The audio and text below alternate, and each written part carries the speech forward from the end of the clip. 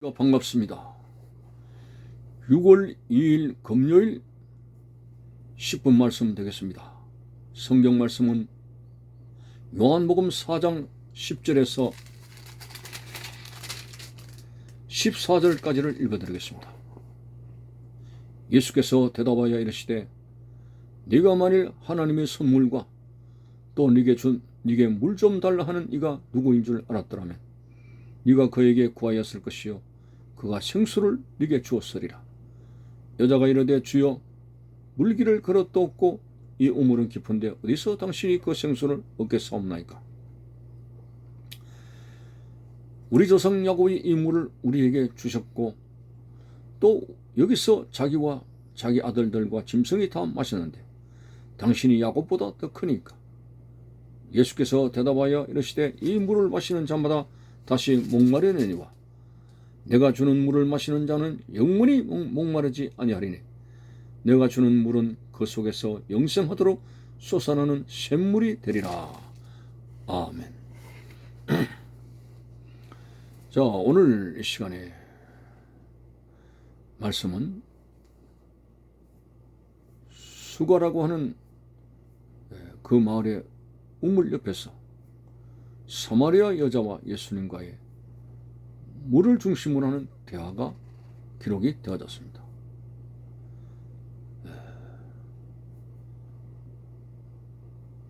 예수님께서 물을 좀 달라고 하셨죠. 근데 예수님께서 여기서 복음을 말씀하고 있습니다. 네가 만일 하나님의 선물과 네게 물 좀 달라 하는 네가 누군 줄 알았더라면 네가 그에게 구하였을 것이고 그가 생수를 네게 주었으리라. 물을 달라고 하셨던 주님께서 오히려 물길로 온 여자에게 생수를 주시겠다는 그런 비범한 말씀을 하셨습니다. 그래서 여자가 말을 합니다. 주여 물길을 걸었도 없고 이 우물은 깊은데 어디서 당신이 그 생수를 얻겠사옵나이까. 이 여인은 아직까지 하늘의 신비에 관한 말씀을 전하고 계시는 예수님의 뜻을 알아차리지 못하고 생수라 하니까 그냥 야곱의 우물에 저장되어 있는 그 생수를 이야기하고 그렇게 이해를 했습니다. 보니까 사마리아 여자가 보니까 두레박도 가져오지 않고 어떻게 당신이 이 야곱의 우물은 깊은데 물을 채가지고 나에게 줄 수 있겠습니까? 라는 질문을 하게 되었습니다. 자, 예수님께서는 우리가 추측하게 될 때에 이 사마리아 성에 이 우물 곁에 오시게 된 것은 바로 그리스도의 메시아로서의 증언과 복음을 전하기 위한 그런 모습이 있는 것으로 추측이 되어집니다. 그래서 화제를 만들었습니다. 물입니다. 바로 물과 성령의 생수, 굉장히 비유가 될 수 있는 그런 말씀입니다.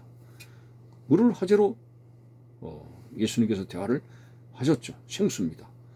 그러나 아직까지도 이 사마리아 여인은 야곱의 우물만을 생각했습니다. 때려박도 없고 이 우물은 깊은데 어디서 당신이 물을 길러서 나에게 주실 것입니까? 라는 그런 땅에 관한 식으로 이해를 했습니다. 예수님께서 그전에도 말씀하셨죠. 땅에 관한 말을 하여도 너희가 믿지 않으거든 하늘의 말을 하게 될 때 너희가 어찌 믿겠느냐 하는 식으로 말씀을 하셨는데 오늘 예수님께서 이 우물에 관한 땅의 어떤 생수를 가지고 하늘의 생수, 성령의 생수를 끄집어내시는 복음을 사마리아 여인에게 증언하고 예수님께서 바로 메시아됨을 증거하려고 하는 의도를 보이셨습니다. 그래서 이 생수 문제가 나왔을 때 그 여자가 말을 합니다. 우리 조상 야곱이 이 우물을 우리에게 주셨고 또 여기서 자기와 자기 아들들과 짐승이 다 마셨는데 당신이 야곱보다 큽니까? 뭔가 생수를 주시겠다. 뜨레박도 없고 그런 가운데서 생수를 주시겠다 하는 걸 사마리아 여인이 들었을 때 이분은 뭔가 비범한 분이시구나. 선지자가 아닐까. 이런 예측을 하는 가운데 당신이 야곱보다 큽니까? 이제 이런 식으로 점점 더 예수님께 가까이 가고 있는 모습이 나옵니다. 드디어 예수님께서는 본질적인 대화의 말씀을 하십니다. 13절에 보니까 예수께서 대답하여 이르시되 이 물을 마시는 자마다 다시 목이 마르지만은 내가 주는 물을 마시는 자는 영원히 목마르지 아니하리니 내가 주는 물은 그 속에서 영생하도록 솟아나는 샘물이 되리라 하고 드디어 우물과 비유가 된 성령의 생수를 예수님께서 말씀을 하시게 됩니다. 누구든지 목마르거든 내게로 오라. 영원히 목마르지 아니하는 성령의 생수를 공급하시겠다고 말씀하셨습니다. 그렇습니다.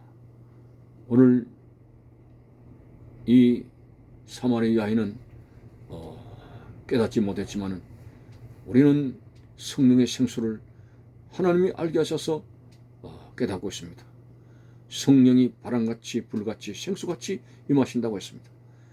마가다락방에 오순절 마가다락방에 임하셨던 그 성령, 불같이 생수같이 바람같이 임하셨던 그 성령, 지금은 성령의 시대입니다.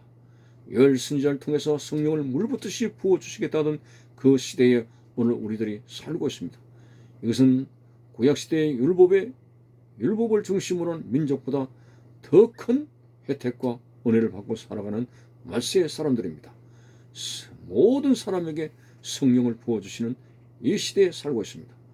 그래서 누구든지 영적인 목마름을 깨닫고 주님께 나아가게 되면 오늘 성령을 통해서 생수를 공급받게 되는 것입니다.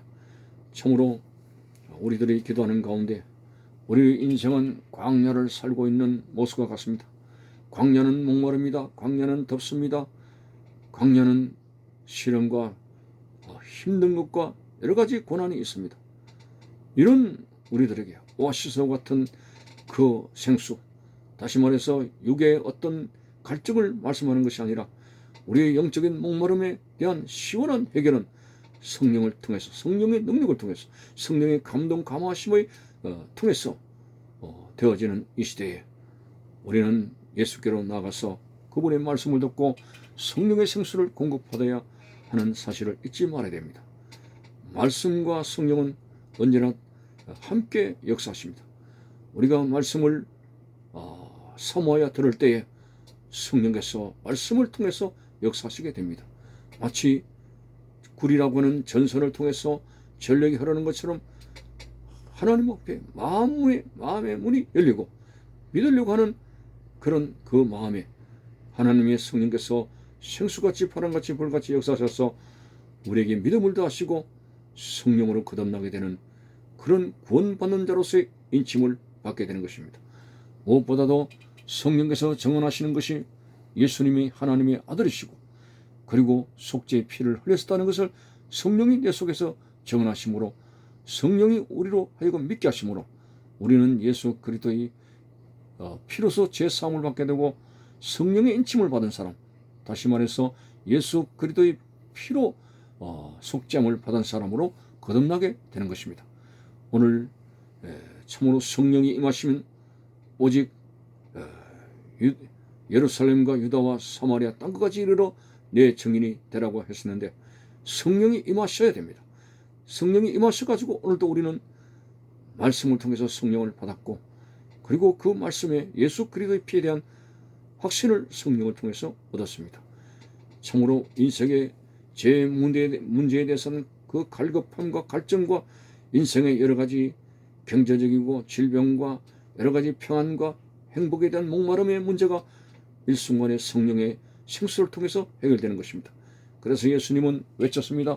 수고하고 무거운 짐을 진 자들아 다 내게로 오라. 내가 너희를 쉬게 하리라. 이 쉼은 바로 성령을 통해서 되어질 수 있는 평안입니다. 성령의 능력입니다. 우리의 삶을 완전히 바꾸게 하시는 바로 하나님의 성령의 능력입니다.